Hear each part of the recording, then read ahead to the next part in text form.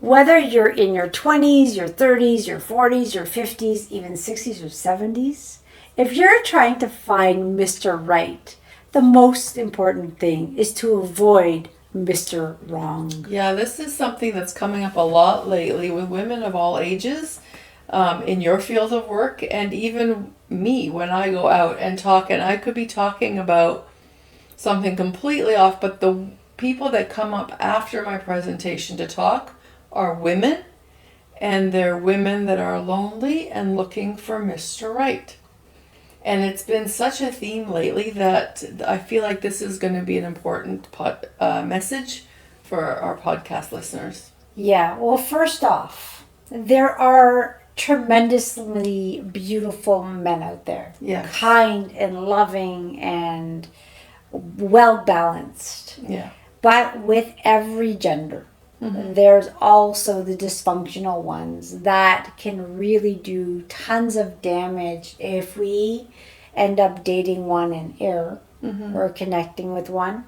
Now, the way we're going to talk about this, Mary, is we'll talk it from a woman's standpoint. Yeah. But it can be the reverse for men. A lot of kind men hitting the wrong type of woman. Yes. All right, so it's not a sexist thing here. I have boys, I love boys, and they're beautiful. Mm-hmm. Right? Mm-hmm. So, well, it's from our perspective. I think when I was growing up, I dated some interesting characters. And then I decided, you know what? No more. I need to spend some time with myself. I'm done with dating. I'm done with relationships, and took some time off to work on myself. And then the very next time I went out, I bumped into my soulmate. perfect. So that, I don't know how that works in the universe, but it was a night where I decided I'm in charge, I'm in control, I'm not dealing with anybody's crap. I'm going to have fun how I want to have fun. And there he was. All right, so you started a lot earlier than me. Mm-hmm. I mean, everyone's story is different. Yeah. Right? In my case, I dated early. I got married. In my heart, I knew I shouldn't have done it, but I did. Probably just in programming, whatever. Mm-hmm. So now that ends. You're in the new dating. Mm-hmm. You have kids. You're a single mom. Well, then you try the dating site. Oh no, this is not something I've never tried before, but I have friends that have been on there. Yeah, and I said, oh, I'll give it a chance because how else are you going to meet people, right? Really interesting. And I have not just my own stories, but a lot of client stories, even from males and females. Like some of the stories are just wild. The one thing that I would love people to know is if you notice you have dysfunction, if you're coming out of a marriage or a long-term relationship, you are hurt. That's why the relationship dissolved. You need time to heal. So the biggest mistake, I did it as well, but the biggest mistake many people do is the rebound relationship, where you've left the relationship, you didn't feel loved, and all of a sudden, somebody captures your eye and they are giving you that attention that you're craving. That's your dysfunction needing that. Now, generally, when you're dysfunctional, you are going to attract someone dysfunctional. And that dysfunction is like a magnetic connection. You talked about a book that you read that was something like that. The Human Magnetic Syndrome. Okay. It is Why the People We Love Hurt Us. Fabulous book. When I read it, when I was finally healing, decided I need to figure out why, I came across this book and I cried. Because I'm like, oh my gosh, I'm just a textbook case, right? But I was called a codependent. And I learned to be a codependent because usually empaths, the kind, compassionate ones, we please people, and we just allow and become who people want us to be. Yeah, one of the biggest things I learned from you actually is that people pleasing is an abuse of self. So, when you're pleasing somebody else, you're not taking care of yourself and you're not respecting yourself. Yes. You're putting somebody else's needs ahead of your own, and that can often lead to not happy consequences for you. Yeah. Now, another thing, when you start to do the healing journey in any aspect of it, working on yourself, Mary, she had the right idea. She was dating some guys, realized at a young age that these guys are not for me. I need to work on myself. She worked on herself, came into balance, and then met a balanced individual. I'm going to take me as an example. We're still working on the balance. But yeah. All right. But with me, and again, I love everyone and everything that has come into my life because of they've been an experience of growth. So I don't hold any malice, but my dysfunction allowed me to meet somebody with dysfunction.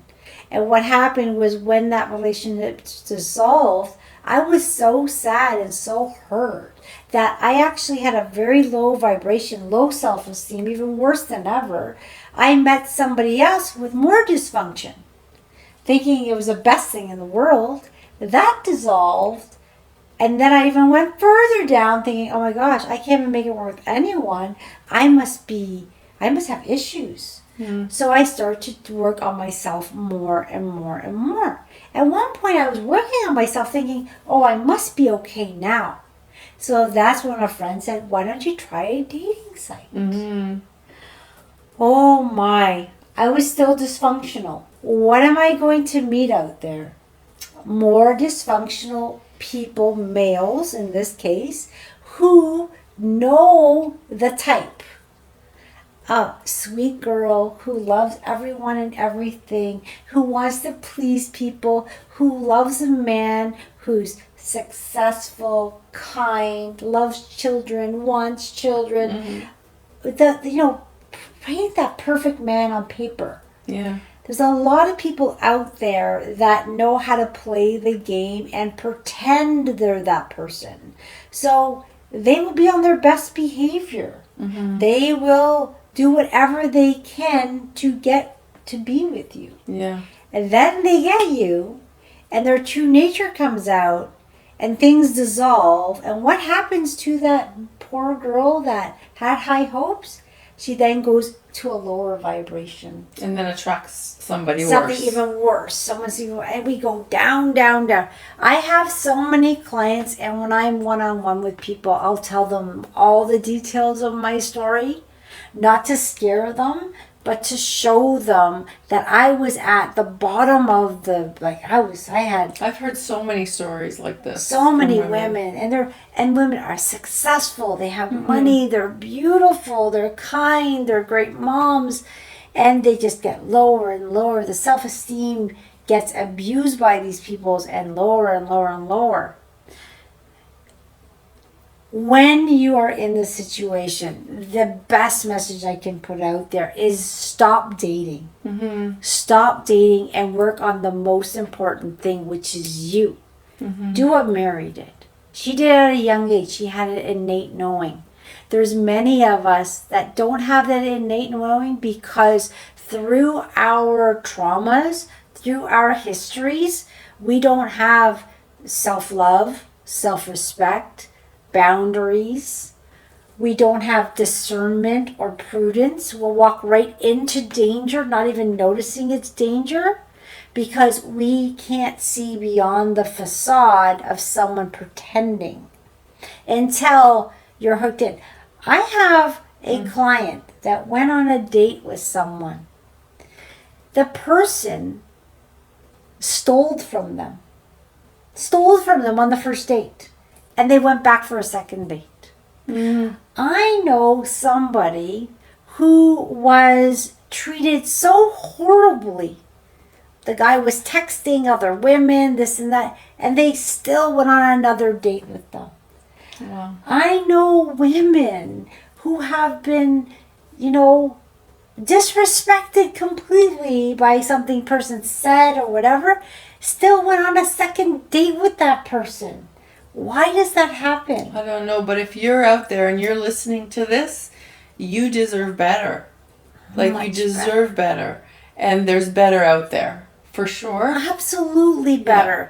But there are a lot of professionals on online dating. And again, I say professional male daters, but there's also professional female daters. So the kind ones that go into a dating site, say scenario, well, those kind ones are picking up this dysfunctional abusers.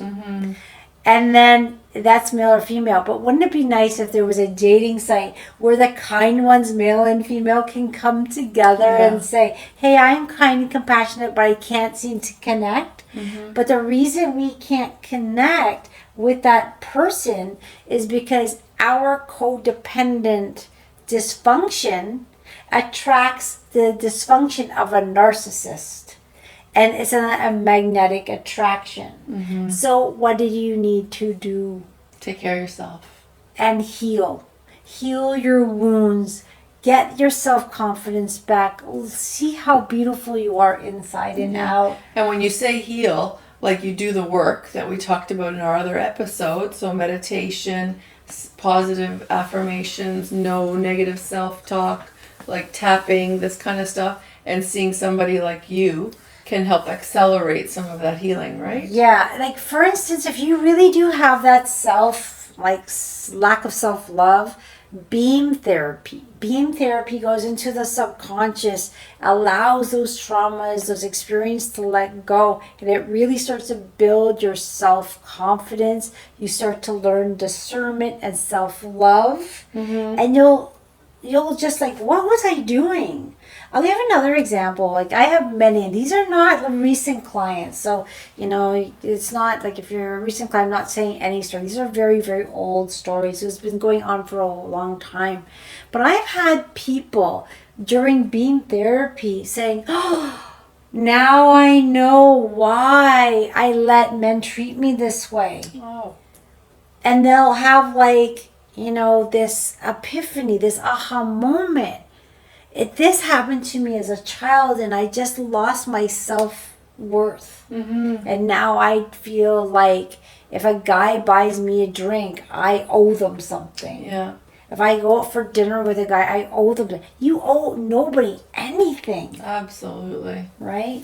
So it's all about treating your body as a temple, treating your entire being as a temple. And if you have young children out there, male or female, start teaching them about, this is their temple and nobody should disrespect you. Yeah. Because having that teaching learned at a young age would have been really helpful. Yes. This is such an important topic. I feel like so many people are struggling, but I really, really believe that if you work on yourself, you bring your vibration up, you feel better about yourself, you have some self-respect, that the universe will then send you somebody that is good for you. Yeah. And I'll end off with a good note, right? So I've been through challenging relationships. I had no boundaries. I had no no discernment, all that. And then I decided, that's it. I'm done. Right? And then I did work on myself, a lot of work on myself. And then I started tapping into the dating site. I did it again in a more balanced state. And all I was getting was the same, like, I could spot it though, right? Yeah. I'm like, okay, I'm off of this. I'm not going to do dating sites. But I went to go see a psychic, and he said, stay on the dating site. Your man's coming. Oh. And I'm like, seriously? And he goes, no, seriously, stay on it. Well, that's how I met a sim. Now, a sim had a vision, a knowing to come find me. So this is where it gets cool, right? He was guided to find me. Now, his guides, his team said, she's on this dating site. So he opened up an account on the dating site I was on, paid full premium, scrolled through, saw me, sent me an actual message saying, I need to speak with you. Call me right now. And you did? And I'm like, I wasn't going to, but there was something in my heart that said, you need to speak to this man. Huh? So I said, no, you call me. I gave him my number. And the rest is history. He closed his account. I closed my account. And I thanked the psychic for saying, stay on there because he's coming through that way. Now, that's a pretty cool story. Yeah. But the only reason I didn't find him. He always takes credit for it. He goes, I found you. I knew what I was looking for. And when we spoke, I knew you were the girl and blah, blah, blah, blah. But things can happen when you work on yourself. So think of it. I was in lower vibration, meeting dysfunction, getting lower and lower and lower. Decide to say, that's it. I know I'm worth something. I'm going to work on myself. Then I work on myself, get into balance, and then what do I meet? A beautiful, balanced man that loves me for everything that I am. Yeah, and isn't that the best story for when you work with women and you help them raise their vibration and then they meet somebody? Like, I love those stories. Yeah, and I do see that. I see them like letting go of that self-doubt, letting go, and then meeting balanced men. There are a lot of balanced men out there. They just might not be on dating sites, or you're just energetically not matching. But work on yourself. Yeah. And then be open to smiling at people. I know we're all a little reserved nowadays, but you just might meet that person at your local Tim Hortons. But just be open, but always be safe. Always use your discernment and prudence. And if you do go on a date with someone, let's say you don't know, let your friends know where you're going. Yeah. Give them the information. Don't be secretive about things, because we want to be safe when we're out there dating. There are a lot of kind people out there. But we want to make sure when we're not making the best choices that maybe this one, we think they're okay, but they're not, right? Yeah, safety first. Safety first, you know?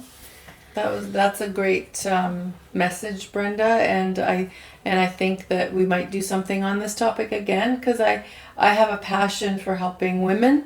Not that I don't have a passion for helping men, but I relate to women and their stories. And I think the more that we can help women, all of humanity gets better. Exactly. Because women, and the reason dark energy comes at women a lot is women are the mothers of our future children. So if we're dysfunctional and we're in a mess, what happens? Our kids suffer. They see us that way. And when we're strong, balanced women, what does that? Empowers male and female children, right? They learn from us and they become more powerful, more balanced, and they get into more healthier relationships. So if you're someone like me who has a lot of dysfunction in her family, and there's no embarrassment about that. It's ancestral dysfunction. But why not break it for the sake of your own children? Yeah. So doing the work isn't just for you. You're doing it for your children. Yeah. You're doing it for the world. But also for you. You want to find Mr. Right. You want to find Mr. Right? Of course. You got to be Mrs. Right first. Exactly. So take the time, ladies. I fall in love with you first. I love myself. There you go. I love myself. There you go. Talk to you soon, everyone. Thank you for joining us. If you have any questions or comments, visit us at sobrilliant.ca. Sending you lots of love and light. Until next time.